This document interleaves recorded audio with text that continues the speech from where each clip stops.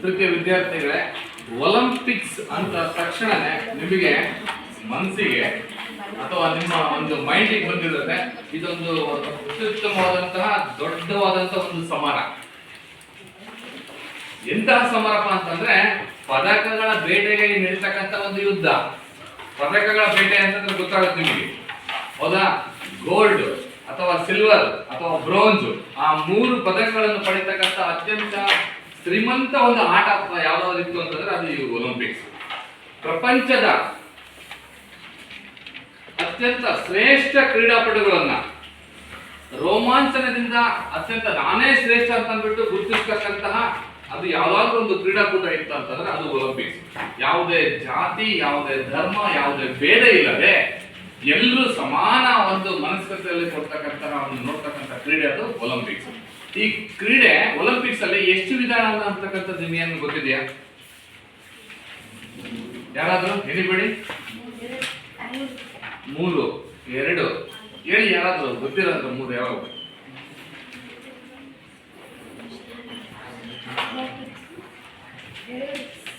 ಯಾವಪ್ಪ? ರಮೇಶ ಹೇಳಪ್ಪ.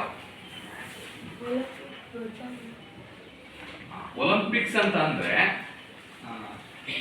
ಕುದೋಳಿ ಒಂದು 2 ರೀತಿಯಾಗಿ ಒಂದು ಆಟವನ್ನು ಆಡಲಾಗುತ್ತೆ. ಒಂದು ಈ ಕ್ರೀಡೆ ಒಲಿಂಪಿಕ್ಸ್ ಅಲ್ಲಿ ಒಂದು ಆಧುನಿಕ ಒಲಿಂಪಿಕ್ಸ್ ಅಂತ ಅಂದ್ಬಿಟ್ಟು ನಾವು ಕಾಣ್ತೀವಿ, ಅಂದ್ರೆ ಬೇಸಿಗೆ ಒಲಿಂಪಿಕ್ಸ್, ಚಳಿಗಾಲದ ಒಲಿಂಪಿಕ್ಸ್, ಆನಂತರ ಪ್ಯಾರಾ ಒಲಿಂಪಿಕ್ಸ್ ಅಂತ ಕರೀತೀವಿ.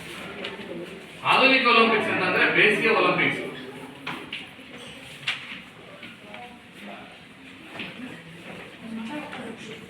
ಸೊ ನೆಕ್ಸ್ಟ್ 2ನೇದು ಚಳಿಗಾಲದ ಅಂದ್ರೆ ವಿಂಟರ್ ಒಲಿಂಪಿಕ್ಸ್ ಅಂತ ಬಿಟ್ಟು ನಾವು ಕರಿತೀವಿ, ಚಳಿಗಾಲದ ಒಲಿಂಪಿಕ್ಸ್.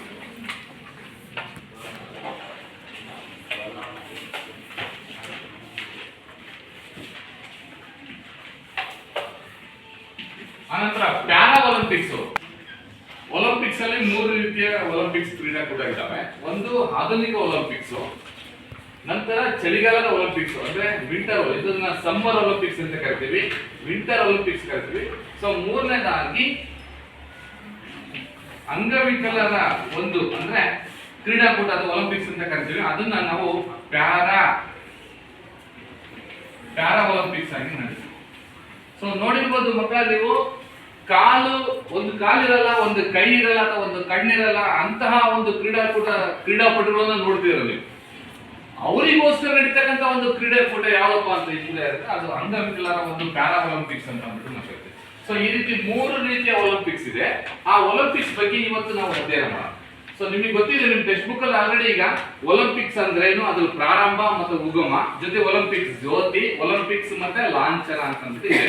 ಸೊ ಅದಕ್ಕಿಂತ ಮುಂಚಿತವಾಗಿ ಈ ಒಲಿಂಪಿಕ್ಸ್ ಅಂತಕ್ಕಂಥದ್ದು ಎಲ್ಲಿ ಹುಟ್ಟಿತ್ತು, ಎಲ್ಲಿ ಬೆಳೀತು? ಈಗ ವಾಲಿಬಾಲ್ ಅಂತಕ್ಕಂಥ ಕ್ರೀಡೆ ಯಾವ ದೇಶದ ಕ್ರೀಡೆ? ಅಮೆರಿಕ ದೇಶದ, ಹೌದಾ? ವಿಲಿಯಂ ಜಿ ಮಾರ್ಗನ್ ಅವರು ಪಿತಾಮಹ. ಹಾಗೆ ಈ ಒಂದು ಒಲಿಂಪಿಕ್ಸ್ ಅಂತಕ್ಕಂಥದ್ದು ಮೊಟ್ಟ ಮೊದಲ ಬಾರಿಗೆ ಯಾವ ದೇಶದಲ್ಲಿ ಆರಂಭವಾಯಿತು, ಅದನ್ನು ಯಾರು ಜಾರಿ ತಂದ್ರು, ಅದು ಇರ್ತಕ್ಕಂತಹ ನೀತಿ ನಿಬಂಧನೆಗಳನ್ನ ನೀವು ಅಧ್ಯಯನ ಮಾಡೋದಾದ್ರೆ, ನಂಬರ್ 1, ಈ ಒಲಿಂಪಿಕ್ ಕ್ರೀಡೆಗಳು ಜಗತ್ತಿನಲ್ಲಿಯೇ ಅತಿ ಶ್ರೇಷ್ಠ ಕ್ರೀಡಾಪಟುಗಳನ್ನು ನಿರ್ಧರಿಸತಕ್ಕಂಥ ಪಂದ್ಯಾಟಗಳಾಗಿವೆ. ಇಂತಹ ಒಂದು ಒಲಿಂಪಿಕ್ ಕ್ರೀಡೆಗಳು ಮೊಟ್ಟ ಮೊದಲ ಬಾರಿಗೆ ಗ್ರೀಕ್ ದೇಶದಲ್ಲಿ ಉಗಮವಾಯಿತು. ಗ್ರೀಕ್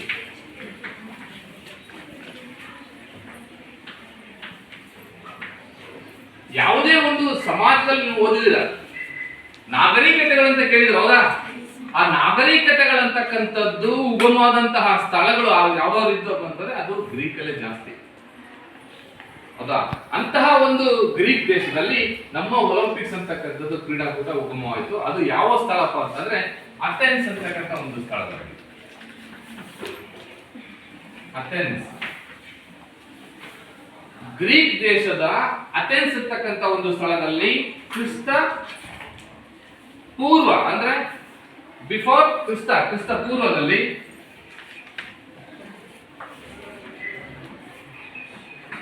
776ರಲ್ಲಿ ಆರಂಭವಾಯಿತು. ಎಷ್ಟರಲ್ಲಿ ಪ್ರಾರಂಭವಾಯಿತು ಅಂದ್ರೆ ಪ್ರಾಚೀನ ಒಲಿಂಪಿಕ್ಸ್ ಅಂತಕ್ಕಂಥದ್ದು ಎಲ್ಲಿ ಆರಂಭವಾಯಿತು? ಯಾವ ಸ್ಥಳದಲ್ಲಿ? ಗ್ರೀಕ್ ದೇಶದ ಅಥೆನ್ಸ್ ಅಂತಕ್ಕಂಥ ಸ್ಥಳದಲ್ಲಿ ಕ್ರಿಸ್ತ ಪೂರ್ವ BC ಅಂತ ಕರಿತೀವಿ. ಕ್ರಿಸ್ತ ಪೂರ್ವ 776ರಲ್ಲಿ ಪ್ರಾರಂಭವಾದಂತಹ ಒಂದು ಗ್ರೀಕ್ ದೇಶದ ಒಂದು ಅಥೆನ್ಸ್ ಕ್ರೀಡಾಕೂಟ. ಅಲ್ಲಿರ್ತಕ್ಕಂಥ ಒಬ್ಬ ರಾಜ ಯಾರಪ್ಪ ಅಂತಂದ್ರೆ ರೋಮ್ ರಾಜ್ಯದ ಸಾಮ್ರಾಟನಾಗಿರ್ತಕ್ಕಂಥ ಥಿಯೋಡೋಸಿಯಸ್ ಅಂತಕ್ಕಂಥವನು. ಹಿಂಗೆ ದಿನ ಕಳೆದಂತೆ ಅವನು ಥಿಯೋಡೋಸಿಯಸ್ ಅಂತಕ್ಕಂಥ ರಾಜ ಗ್ರೀಕ್ ದೇಶದ ಮೇಲೆ ಆಕ್ರಮಣವನ್ನ ಮಾಡಿರುವಂತ ಸಂದರ್ಭದಲ್ಲಿ ಆ ಒಂದು ಒಲಿಂಪಿಕ್ಸ್ ಅಂತಕ್ಕಂಥ ಪ್ರಾಚೀನ ಒಲಿಂಪಿಕ್ಸ್ ಅಂತಕ್ಕಂಥದ್ದು ಪತನ ಆಯಿತು. ಅವ್ರ ರಾಜನ ಹೆಸರು ಏನಪ್ಪಾ ಅಂತಂದ್ರೆ ಥಿಯೋಡೋಸಿಯಸ್ ಅಂತಕ್ಕಂಥ ರೋಮ್ ರಾಜ್ಯದ ಅರಸ ಅಥವಾ ರೋಮ್ ರಾಜ.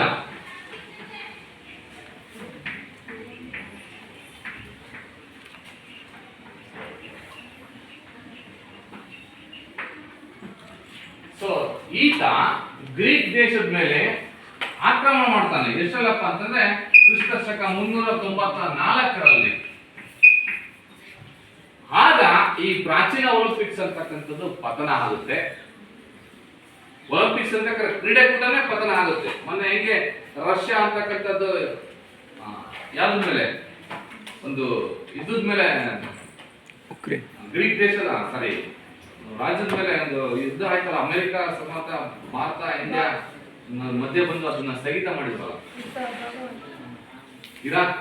ಇರಾನ್ ದೇಶದ ಮೇಲೆ ಯುದ್ಧ ಸಂದರ್ಭದಲ್ಲಿ. ಹಾಗೆ ಹಿಂದಿನ ಕಾಲದಲ್ಲಿ ಕ್ರಿಸ್ತ ಶಕ 394ರಲ್ಲಿ ರೋಮ್ ರಾಜನಾದಂತಹ ಥಿಯೋಡೋಸಿಯಸ್ ಅಂತಕ್ಕಂಥವನು ಗ್ರೀಕ್ ದೇಶದ ಮೇಲೆ ಆಕ್ರಮಣ ಮಾಡಿದಾಗ ಆ ಒಂದು ಒಲಿಂಪಿಕ್ಸ್ ಅಂತಕ್ಕಂಥದ್ದು ಪತನ ಆಗುತ್ತೆ. ಇಂತಹ ಸಂದಿಗ್ಧ ಪರಿಸ್ಥಿತಿಯನ್ನು ಅವಲೋಕಿಸಿ ಅಲ್ಲಿರ್ತಕ್ಕಂಥ ಇಲ್ಲ ಈ ಕ್ರೀಡಾಕೂಟ ಮತ್ತೆ ಮುಂದುವರಿಬೇಕು, ವರ್ಲ್ಡ್ ಕಪ್ ಹೇಗೋ ಅಥವಾ ವಿಶ್ವಕಪ್ ಹೇಗೋ ಒಲಿಂಪಿಕ್ಸ್ ಅಂತಕ್ಕಂಥದ್ದು ಮುಂದುವರಿಬೇಕು, ನಾವು ನಮ್ಮಲ್ಲಿರ್ತಕ್ಕಂಥ ಪ್ರತಿಭಾನ್ವಿತ ಕ್ರೀಡಾಪಟುಗಳು ಮತ್ತೆ ಅದನ್ನ ಸಂಘಟನೆ ಮಾಡಬೇಕು, ಅದು ನಿಲ್ಲಬಾರ್ದು ಅಂತ ಅಂದ್ಬಿಟ್ಟು ಆ ಸಂದರ್ಭದಲ್ಲಿ ಒಬ್ಬ ಮಹಾನ್ ವ್ಯಕ್ತಿ ಉದ್ಭವ ಆಗ್ತಾನೆ. ಅವನು ಯಾರು ಅಲ್ಲ, ಸೊ ಆತನೇ ಫ್ರಾನ್ಸ್ ದೇಶದ ವ್ಯಕ್ತಿ Baron de Coubertin. Baron Pierre de Coubertin ಅಂತ. ಸೊ ಅವಾಗ ಈ ಆಧುನಿಕ ಒಲಿಂಪಿಕ್ಸ್ ಅಂತಕ್ಕಂಥದ್ದು ಉಗಮ ಆಗುತ್ತೆ. ಆ ಆಧುನಿಕ ಒಲಿಂಪಿಕ್ಸ್ ನ ಪಿತಾಮಹ ಅಂತಲೂ ಸಮೇತ ಇದನ್ನ ಕರೀತಾರೆ. ಯಾರಪ್ಪ ಅಂತಂದ್ರೆ ಬ್ಯಾರನ್ ಪಿಯರ್ ಡಿ ಕೊಬರ್ಟಿನ್ ಅಂತಂದು. ಈತ ಒಲಿಂಪಿಕ್ಸ್ ನ ಪಿತಾಮಹ ಅಂತ ಮಾತಾಡ್ತಾರೆ. ಹಿಂಗೆ ವಾಲಿಬಾಲ್ ದೇಶ ಅಮೆರಿಕ ದೇಶ ಕಂಡುಹಿಡಿತು, ಅಲ್ಲಿ ವಾಲಿಬಾಲ್ ನ ಪಿತಾಮಹ ಅಂತ ಯಾರು ಕರಿತೀವಿ ನಾವು, ವಿಲಿಯಂ ಮಾರ್ಗನ್ ಅನ್ನ. ಹಾಗೆ ಸೊ ಬ್ಯಾರನ್ ಪಿಯರ್ ಡಿ ಕೊಬರ್ಟಿನ್ ಅನ್ನ ಆಧುನಿಕ ಒಲಿಂಪಿಕ್ಸ್ ಕ್ರೀಡಾಕೂಟದ ಜನಕ ಅಥವಾ ಪಿತಾಮಹ ಅಂತ ಅಂದ್ಬಿಟ್ಟು ನಾವು ಅವರನ್ನು ಕರಿತೀವಿ. ಇಷ್ಟು ಅರ್ಥ ಆಯ್ತಲ್ಲ. ಒಲಿಂಪಿಕ್ಸ್ ಅಂತಕ್ಕಂಥದ್ದು ಪ್ರಾಚೀನ ಒಲಿಂಪಿಕ್ಸ್ ಅಂತಕ್ಕಂಥದ್ದು ಗ್ರೀಕ್ ದೇಶದಲ್ಲಿ ಆರಂಭವಾಯಿತು. ಅದು ಕ್ರಿಸ್ತ ಪೂರ್ವ 776ರಲ್ಲಿ ಎಲ್ಲಿ ಅಥೆನ್ಸ್ ಅಂತಕ್ಕಂಥ ಸ್ಥಳದಲ್ಲಿ. ಸೊ ಹೀಗೆ ಇದ್ದಂತ ಸಂದರ್ಭದಲ್ಲಿ ಆ ಒಂದು ರೋಮನ ರಾಜ ಆ ಸಮಯದಲ್ಲಿ ರೋಮ್ ರಾಜ ಅಂತ ಯಾರು ಥಿಯೋಡೋಸಿಯಸ್ ಅಂತಕ್ಕಂಥವನು ಎಷ್ಟರಲ್ಲಿ ಅಟ್ಯಾಕ್ ಮಾಡ್ತಾನೆ, ಕ್ರಿಸ್ತ ಶಕ 394ರಲ್ಲಿ ಯಾವ್ದು ದೇಶದ ಮೇಲೆ ಅಟ್ಯಾಕ್ ಮಾಡ್ತಾನೆ.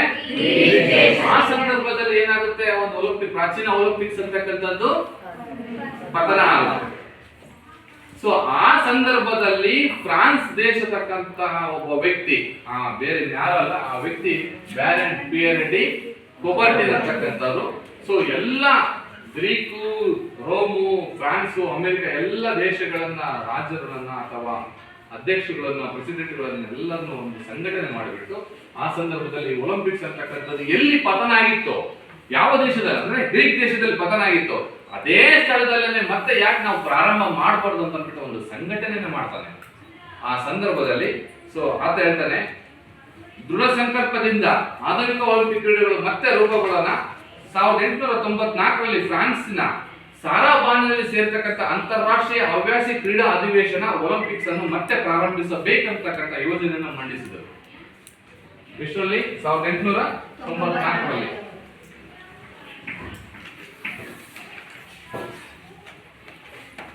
ಸೊ ಈಗಿದ್ದಂತ ಸಂದರ್ಭದಲ್ಲಿ ಪ್ರಾರಂಭಿಸಿದಾಗ ಇದರ ಯೋಜನೆಯನ್ನು ಎಲ್ಲ ರಾಷ್ಟ್ರಗಳು ಒಪ್ಪಿ ಎಲ್ಲ ರಾಷ್ಟ್ರಗಳು ಅಂತಂದ್ರೆ 9 ರಾಷ್ಟ್ರಗಳು. ಆ ಸಂದರ್ಭದಲ್ಲಿ 9 ರಾಷ್ಟ್ರಗಳು. ಆ ಸಂದರ್ಭದಲ್ಲಿ ಪ್ರತಿನಿಧಿಗಳನ್ನು ಒಳಗೊಂಡಂತ ಎಲ್ಲ ಪ್ರಧಾನಮಂತ್ರಿಗಳಾಗಲಿ, ರಾಷ್ಟ್ರ ಅಧ್ಯಕ್ಷರುಗಳಾಗಲಿ, ರಾಷ್ಟ್ರದ ಪ್ರಮುಖ ಮುಖಂಡರಲ್ಲಿ ಆ ಸಮಿತಿಯಲ್ಲಿ ಒಳಗಿಂದ ರಚನೆ ಮಾಡ್ತಾರೆ. ಅದೇ ಮೊಟ್ಟ ಮೊದಲ ಅಂತಾರಾಷ್ಟ್ರೀಯ ಒಲಿಂಪಿಕ್ ಸಮಿತಿ ಆಗಿದೆ. ಅಂತಾರಾಷ್ಟ್ರೀಯ ಒಲಿಂಪಿಕ್ ಸಮಿತಿ ಅಂತ ಕರೀತಾರೆ. ಅದರ ಮೊದಲ ಅಧ್ಯಕ್ಷರಾಗಿ ಗ್ರೀಕ್ ದೇಶದ ಡಿಮೆಟ್ರಿಯಸ್ ವಿಕೆಲಸ್ ಅಂತಕ್ಕಂಥವನು. ಅಂಡರ್ಲೈನ್ ಮಾಡ್ಕೊಳ್ಳೋದು, ಡಿಮೆಟ್ರಿಯಸ್ ವಿಕೆಲಸ್.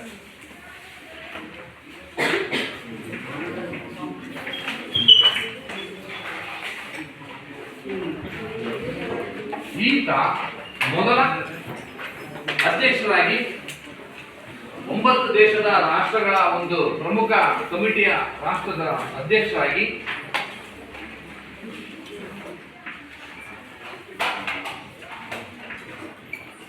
ಆಯ್ಕೆ ಆದ್ರೆ ಕಾರ್ಯದರ್ಶಿಯಾಗಿ ಅಂದ್ರೆ ಸೆಕ್ರೆಟರಿ ಆಗಿ, ಸೊ ಕಾರ್ಯದರ್ಶಿಯಾಗಿ ಕೊಬರ್ಟಿನ್ ಅವರು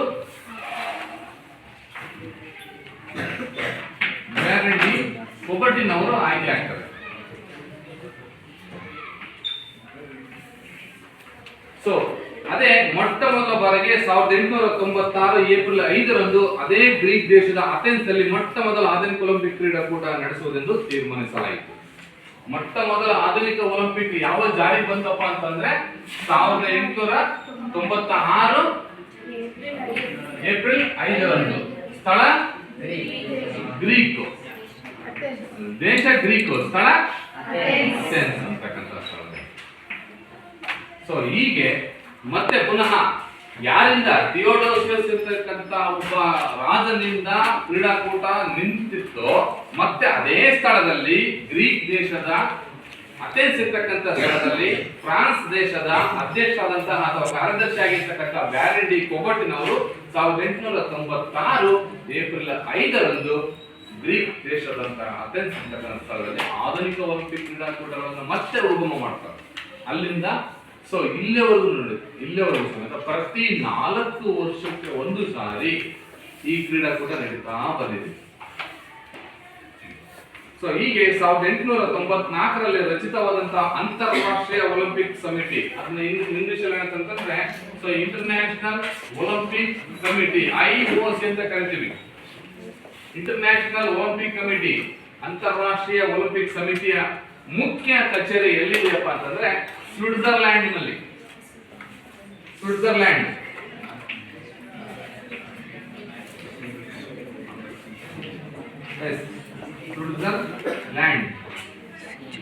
ಈ ಒಂದು ದೇಶದಲ್ಲಿ ಲೂಸಾನ್ ಅಂತಕ್ಕಂಥ ಸ್ಥಳದಲ್ಲಿದೆ. ಲೂಸಾನ್ ಯಾವುದು? ಈ ಕೇಂದ್ರ ಕಚೇರಿ, ಇಂಟರ್ನ್ಯಾಷನಲ್ ಒಲಿಂಪಿಕ್ ಕೇಂದ್ರ ಕಚೇರಿ ಸ್ವಿಟ್ಜರ್ಲ್ಯಾಂಡ್ ನ ಲೂಸಾನ್ ಅಂತಕ್ಕಂಥ ಒಂದು ಸ್ಥಳದಲ್ಲಿ ಇದೆ. ಇದೊಂದು ಸ್ವತಂತ್ರವಾದಂತಹ ಇಂಡಿಪೆಂಡೆಂಟ್ ಸಂಸ್ಥೆ. ಇದು ಒಲಿಂಪಿಕ್ ಕ್ರೀಡೆಗಳನ್ನ ಯಾರು ಸಂಘಟನೆ ಮಾಡಬೇಕು, ಯಾವ ದೇಶದಲ್ಲಿ ನಡೆಸ್ಕೊಡ್ಬೇಕು ಅಥವಾ ನೆಕ್ಸ್ಟ್ ಎಲ್ಲಿ ನಡೀತತೆ ಅಂತಕ್ಕಂಥ ಎಲ್ಲ ಅದರ ಅಧ್ಯಕ್ಷರು, ಕಾರ್ಯದರ್ಶಿಗಳು, ಪ್ರಮುಖ ನಿರ್ಣಯ ಮಾಡತಕ್ಕಂಥ ಸಮಿತಿ Olympic committee, international Olympic committee. ಇದಕ್ಕೆ ಹೊಣೆಗಾರಿಕೆಯನ್ನು ಹೊಂದಿರತಕ್ಕಂಥ ಒಂದು ಸಂಸ್ಥೆ ಆಗಿದೆ. ಸೊ ಇಷ್ಟು ಈ ಒಂದು ಒಲಿಂಪಿಕ್ ನ ಒಂದು ಇತಿಹಾಸ. ಆದ್ರೆ ಮುಂದೆ ಯಾವುದೇ ಜಾತಿ, ವರ್ಣ, ಧರ್ಮ ಭೇದವಿಲ್ಲದೆ ನಡೀತಕ್ಕಂತಹ ಒಂದು ಪ್ರಪಂಚದ ಅತಿ ದೊಡ್ಡ ಸಾಮೂಹಿಕ ಕಾರ್ಯಕ್ರಮ ಯಾವುದಾದ್ರು ಇತ್ತು ಅಂತಂದ್ರೆ ಅದು ಒಲಿಂಪಿಕ್ಸ್. ಈ ಒಲಿಂಪಿಕ್ಸ್ ಅಂತಕ್ಕಂಥದ್ದು ಡೈಡನ್ ಅಂತಕ್ಕಂಥ ಒಬ್ಬ ವ್ಯಕ್ತಿ ರಚಿಸತಕ್ಕಂಥ ಧ್ಯೇಯ ವಾಕ್ಯ ಇದೆ.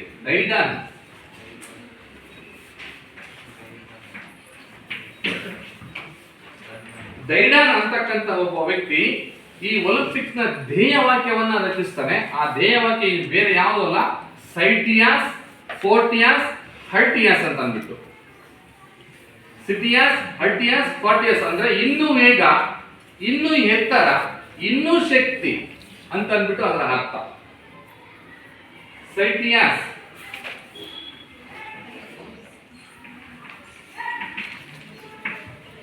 ಅನಂತರ ಫೋರ್ಟಿಯಾಸ್,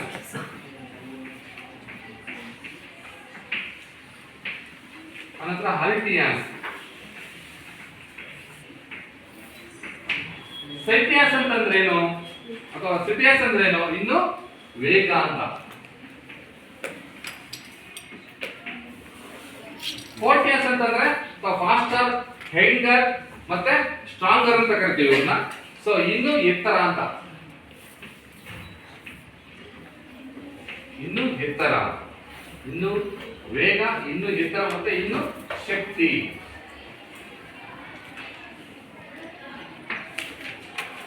ಸೊ ನಾವು ಅದಕ್ಕೆ ಇಂಗ್ಲಿಷ್ ಅಲ್ಲಿ ಫಾಸ್ಟರ್ ಅಂತ ಕರಿತೀವಿ, ಹಾಗೆ ಹೈಯರ್ ಅಂತ ಕರಿತೀವಿ, ಹಾಗೆ ಸ್ಟ್ರಾಂಗರ್ ಅಂತ ಅಂದ್ಬಿಟ್ಟು ಇದನ್ನ ಡೈಡನ್ ರಚಿಸತಕ್ಕಂತಹ ಒಂದು ಧ್ಯೇಯವಾಕ್ಯವನ್ನು ನಾವು ನೋಡಿ. ಯಾವುದೋ ಒಬ್ಬ ಕ್ರೀಡಾಪಟುವಿಗೆ ಬೇಕಾಗಿರ್ತಕ್ಕಂಥ ಮೂಲಭೂತ ಹಕ್ಕುಗಳು ಅಂತ ಕರಿತೀವಲ್ಲಪ್ಪ ಬಾಬು, ಅವೇ ವೇಗ ಬೇಕು ಒಬ್ಬ ಕ್ರೀಡಾಪಟುಗೆ, ಮತ್ತೆ ಹೈಟ್ ಬೇಕು, ಜೊತೆಗೆ ಎನರ್ಜಿ ಬೇಕು ಅಥವಾ ಶಕ್ತಿ ಬೇಕು, ಪವರ್ ಬೇಕು.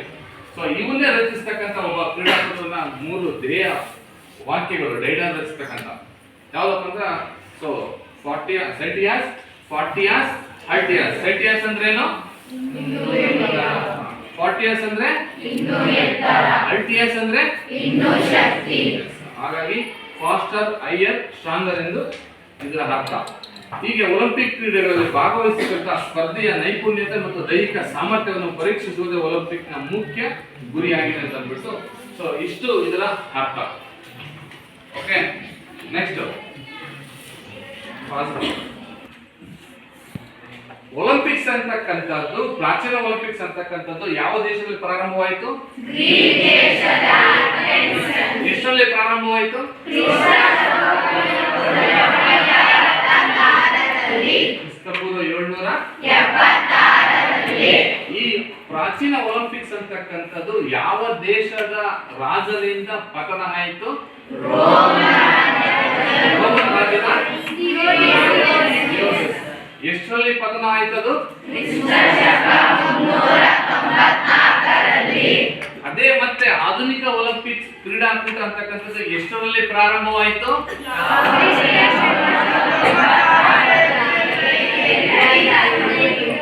ಆಧುನಿಕ ಒಲಿಂಪಿಕ್ಸ್ ನ ಪಿತಾಮಹ ಅಂತ ಅಂದ್ಬಿಟ್ಟು ಯಾರು ಕರಿತೀವಿ?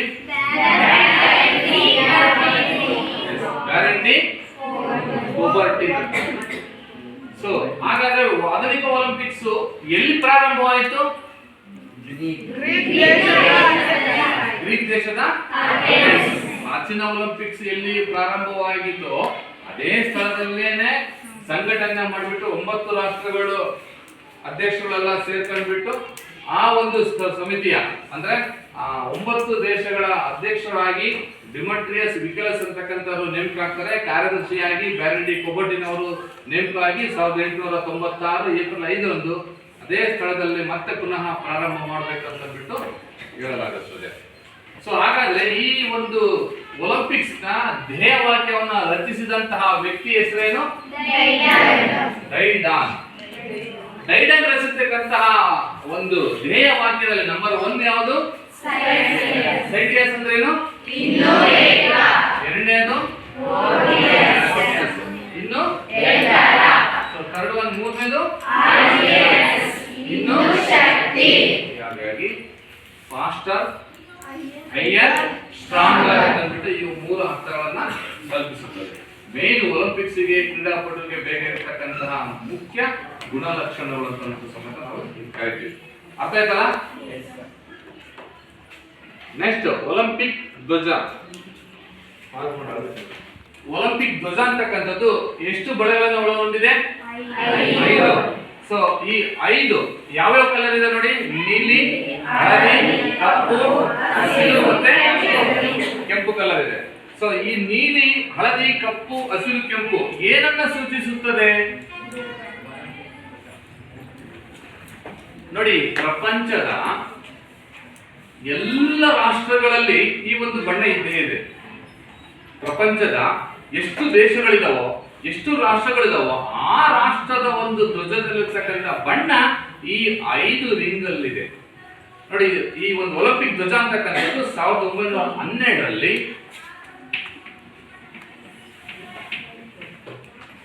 1912ರಲ್ಲಿ ಕೊಬರ್ಟಿನ್ ಅವರು ವಿನ್ಯಾಸಗೊಳಿಸ್ತಾರೆ. ಏನು? ಆಧುನಿಕ ಒಲಿಂಪಿಕ್ಸ್ ನ ಪಿತಾಮಹರಾದಂತಹ ಬ್ಯಾರನ್ ಪಿಯರ್ ಡಿ ಕೊಬರ್ಟಿನ್ ಅವರು 1912ರಲ್ಲಿ ಇದನ್ನ ವಿನ್ಯಾಸಗೊಳಿಸ್ತಾರೆ. ವಿನ್ಯಾಸಗೊಳಿಸಿದಂತಹ ಈ ಒಂದು ಧ್ವಜ 1914ರಲ್ಲಿ ಪ್ಯಾರಿಸ್ ನ ನಡೆದಂತಹ ಒಂದು ಪ್ಯಾರಿಸ್ ನಲ್ಲಿ ನಡೆದಂತಹ ಒಂದು ಒಲಿಂಪಿಕ್ಸ್ ಸಮ್ಮೇಳನದಲ್ಲಿ ಈ ಧ್ವಜವನ್ನು ಅಧಿಕೃತವಾಗಿ ಪ್ರಸ್ತುತಪಡಿಸ್ತಾರೆ. ಅಧಿಕೃತ ಓಪನ್ ಮಾಡಿ, ಸೊ ಇದು ಬಿಳಿ ಬಣ್ಣದ ಇರ್ತಕ್ಕಂಥ ಒಂದು ಧ್ವಜದಲ್ಲಿ ಈ 5 ರಿಂಗ್ಗಳಿರ್ತಕ್ಕಂಥ ಒಂದು ಪ್ರಸ್ತುತಪಡಿಸಿದಾಗ ಸಂದರ್ಭದಲ್ಲಿ ಅಧಿಕೃತವಾಗಿ ಮೊಟ್ಟ ಮೊದಲ ಬಾರಿಗೆ ಒಲಿಂಪಿಕ್ಸ್ ಅಲ್ಲಿ ಧ್ವಜ ಬಂದಿದ್ದು ಯಾವಾಗಪ್ಪ ಅಂತಂದ್ರೆ 1920ರ ಒಲಿಂಪಿಕ್ಸ್ ಅಲ್ಲಿ. ಅದು ಎಲ್ಲಪ್ಪ ಅಂತಂದ್ರೆ ಬೆಲ್ಜಿಯಂ ನಲ್ಲಿ ನಡೆದಂತಹ ಆಂಟ್ವರ್ಪ್ ನಲ್ಲಿ, ಬೆಲ್ಜಿಯಂ ದೇಶದಲ್ಲಿ, ಬೆಲ್ಜಿಯಂ ದೇಶದ ಆಂಟ್ವರ್ಪ್ ಅಂತಕ್ಕಂಥ ಒಂದು ಸ್ಥಳದಲ್ಲಿ ಒಲಿಂಪಿಕ್ಸ್ ಅಂತಕ್ಕಂಥದ್ದು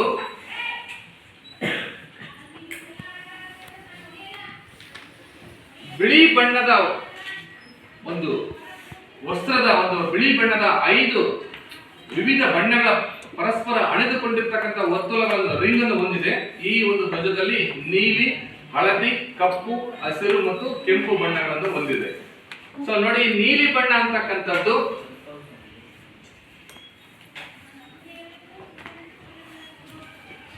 ಐದು ಖಂಡಗಳನ್ನು ಸೂಚಿಸ್ತಕ್ಕಂತಹ ಒಂದು ಚಿಹ್ನೆ ಇದು. ಏನು ಈ ಒಂದು ಧ್ವಜ ಇದೆಯಲ್ಲಪ್ಪ, ಒಲಿಂಪಿಕ್ಸ್ ನ ಧ್ವಜ ಇದೆಯಲ್ಲ, ಸೊ 5 ಖಂಡಗಳನ್ನು ಸೂಚಿಸ್ತಕ್ಕಂಥ ಒಂದು ಚಿಹ್ನೆ ಯಾವ್ಯಾವಪ್ಪ ಅಂತಂದ್ರೆ, ಸೊ ನೀಲಿ ಬಣ್ಣ ಹೊಂದಿರ್ತಕ್ಕಂಥದ್ದು ಅಮೆರಿಕ ದೇಶ. ನೀಲಿ ಯಾವ್ಯಾವ ಬಣ್ಣ ಇಲ್ಲ, ನೀಲಿ, ಹಳದಿ, ಕಪ್ಪು ಮತ್ತೆ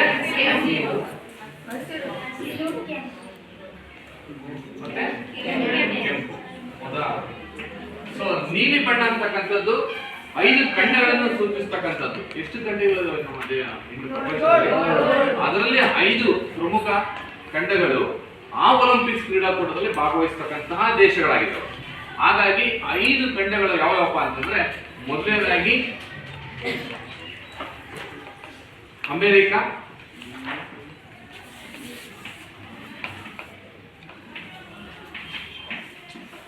Asia, America, Asia, Africa,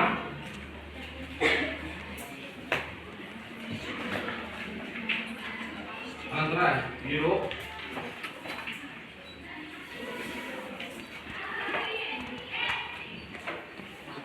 last ಒಂದು ಬಂದ್ಬಿಟ್ಟು ಆಸ್ಟ್ರೇಲಿಯಾ.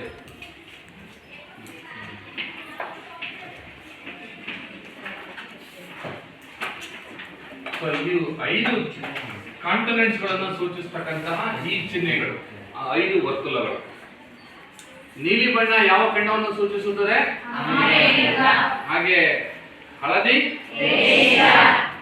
ಕಪ್ಪು, ಹಸಿರು, ಹಾಗೆ ಕೆಂಪು, ಲಾಸ್ಟ್ ಒನ್.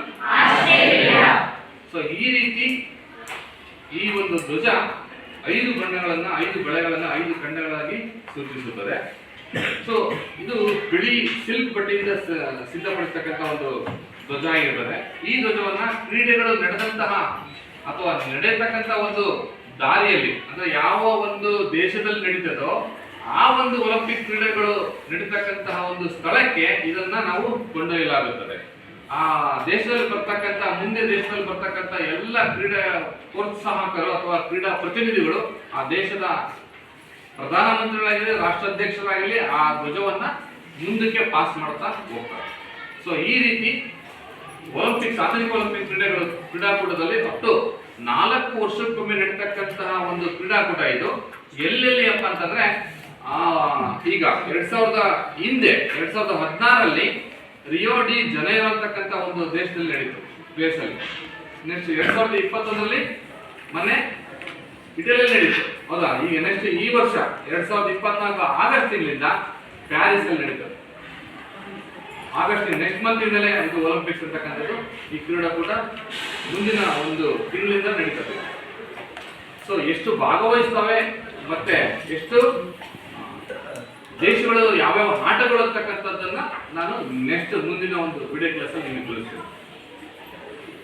ಒಲಿಂಪಿಕ್ ಜ್ಯೋತಿ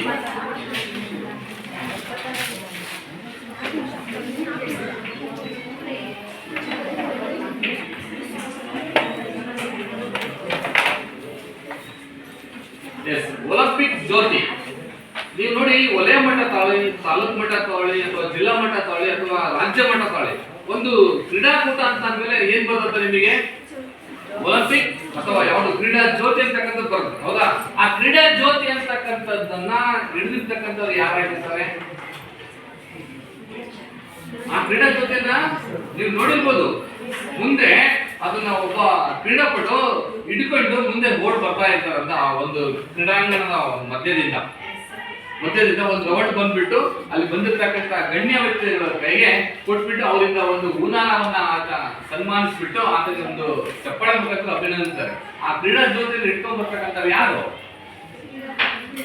ಆ ಕ್ರೀಡಾಪಟರು ಯಾರಾಗಿರ್ತಾರೆ? ಎಲ್ರಿಗೂ ಆ ಜ್ಯೋತಿ ಇಟ್ಕೊಳ್ಳಲಿಕ್ಕೆ ಅರ್ಹತೆ ಇರಲ್ಲ. ಆ ಒಂದು ವಲಯ ಮಟ್ಟ ಆಗಿರ್ಲಿ, ಆ ತಾಲೂಕಾಗಿರ್ಲಿ, ಅಥವಾ ಜಿಲ್ಲೆ ಆಗಿರ್ಲಿ, ರಾಜ್ಯ ಮಟ್ಟದಲ್ಲಿ ಸ್ಪರ್ಧೆಯನ್ನು ಭಾಗವಹಿಸತಕ್ಕಂಥ ಅಥವಾ ದೇಶದಲ್ಲಿ ಅಂದ್ರೆ ನ್ಯಾಷನಲ್ ಲೆವೆಲ್ ಅಲ್ಲಿ ಭಾಗವಹಿಸಿದಂತಹ ಕ್ರೀಡಾಪಟುಗಳಿಗೆ ಅರ್ಹತೆ, ಅಂದ್ರೆ ಪ್ರತಿಭಾನ್ವಿತ ಕ್ರೀಡಾಪಟುಗಳು ಆ ಜ್ಯೋತಿಯನ್ನ ಹಿಡಿದ್ಬಿಟ್ಟು ಮುಂದೆ ತರ್ತಾ ಇದ್ದಾರೆ. ಅಂತಹ ಒಂದು ಒಲಿಂಪಿಕ್ ಜ್ಯೋತಿ ಅಂತ ಬಗ್ಗೆ ನಾವು ತಿಳ್ಕೊಳ್ಳೋದಾದ್ರೆ, ಸೊ ಪ್ರಪಂಚದ ಎಲ್ಲ ದೇಶಗಳ ನಡುವೆ ಏಕತೆಯನ್ನು ಸಾಧಿಸಲು 1936ರ ಜರ್ಮನ್ ಒಲಿಂಪಿಕ್ ಕ್ರೀಡಾಕೂಟದಲ್ಲಿ ಮೊಟ್ಟ ಮೊದಲ ಬಾರಿಗೆ ಒಲಿಂಪಿಕ್ ಜ್ಯೋತಿಯನ್ನು ಬೆಳಗುವ ಪದ್ಧತಿ ಜಾರಿ ತರಲಾಯಿತು. 1936ರಲ್ಲಿ ಯಾವ ದೇಶದಲ್ಲಿ? ಜರ್ಮನ್ ದೇಶದಲ್ಲಿ. ನೋಡಿ, ಹಾಕಿ ಒಬ್ಬ ಕ್ರೀಡಾಪಟುವಿನ ಧ್ಯಾನ್ ಚಂದ್ ಬಗ್ಗೆ ಪರೀಕ್ಷೆ ನಡೆದಿದೆ ಇದೇ ಒಲಿಂಪಿಕ್ಸ್, ಇದೇ ಸ್ಥಳದಲ್ಲೇ.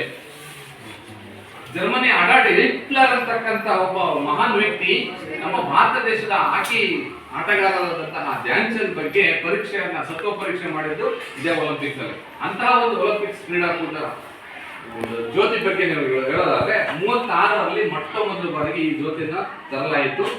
ಇದು ಒಲಿಂಪಿಯಾ ನಗರದಲ್ಲಿ, ಅಂದ್ರೆ ನಾನು ಹೇಳಿದ್ನಲ್ಲ, ಅಥೆನ್ಸ್, ಗ್ರೀಕ್ ದೇಶದ ಅಥೆನ್ಸ್ ಅಂತಕ್ಕಂಥ ಸ್ಥಳ, ಗ್ರೀಕ್ ದೇಶ ಇದೆಯಲ್ಲ, ಈ ಗ್ರೀಕ್ ದೇಶದ ಅಥೆನ್ಸ್ ಅಂತಕ್ಕಂಥ ಒಂದು ಸ್ಥಳದ ಒಲಿಂಪಿಯಾ ಅಂತಕ್ಕಂಥ ಒಂದು ಏರಿಯಾ ಇದರಲ್ಲಿ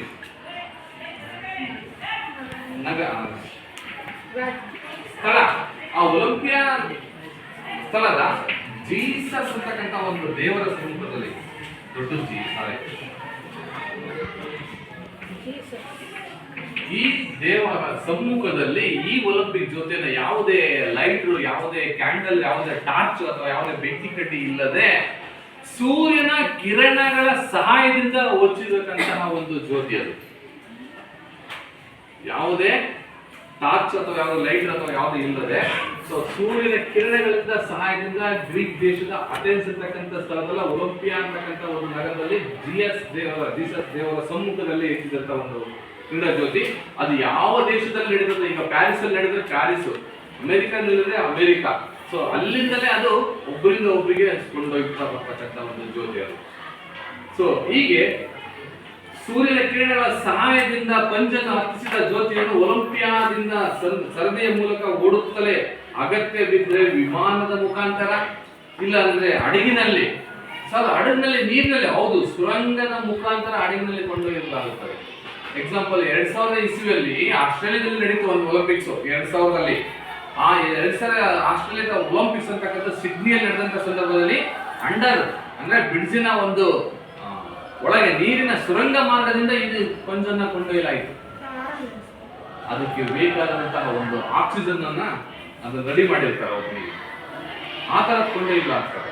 ಸೊ ಈ ರೀತಿ ಹಡಗು ಮತ್ತು ವಿಮಾನ ಮುಖಾಂತರ ಕ್ರೀಡಾಂಗಣದಲ್ಲಿ ನಡೀತಕ್ಕಂತಹ ಒಂದು ಕ್ರೀಡಾಂಗಣದಲ್ಲಿ ನಿರ್ಮಿಸತಕ್ಕಂಥ ಬೃಹತ್ ಅಗ್ನಿಕುಂಡಕ್ಕೆ ಸ್ಪರ್ಶ ಮಾಡಿ ಕ್ರೀಡಾಕೂಟಕ್ಕೆ ಉದ್ಘಾಟನೆಯನ್ನು ನೆರವೇರುತ್ತದೆ.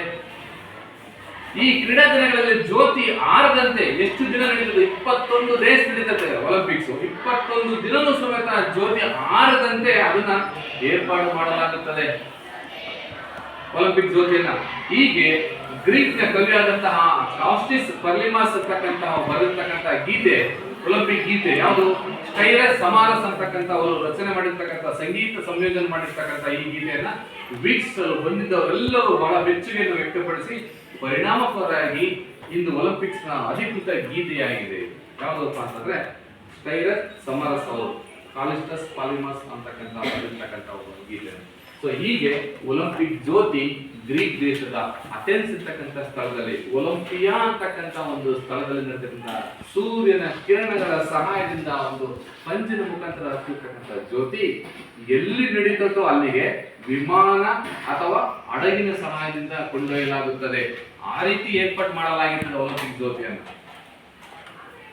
ಅದೇ ತರ ಮತ್ತೆ ಸೊ ಇದುವರೆಗೂ ಒಲಿಂಪಿಕ್ಸ್ ನ ಪ್ರಾಚೀನ ಒಲಿಂಪಿಕ್ಸ್, ಆಧುನಿಕ ಒಲಿಂಪಿಕ್ಸ್ ನ ಧ್ವಜ ಮತ್ತು ಒಲಿಂಪಿಕ್ ಜ್ಯೋತಿ ಬಗ್ಗೆ ಇಷ್ಟೊತ್ತು ತಿಳ್ಕೊಂಡಿದ್ದೀರಲ್ಲ, ಯಾವ್ದಾದ್ರು ನಿಮಗೆ ಡೌಟ್ ಇದ್ರೆ ನೀವು ಕೇಳಬಹುದು.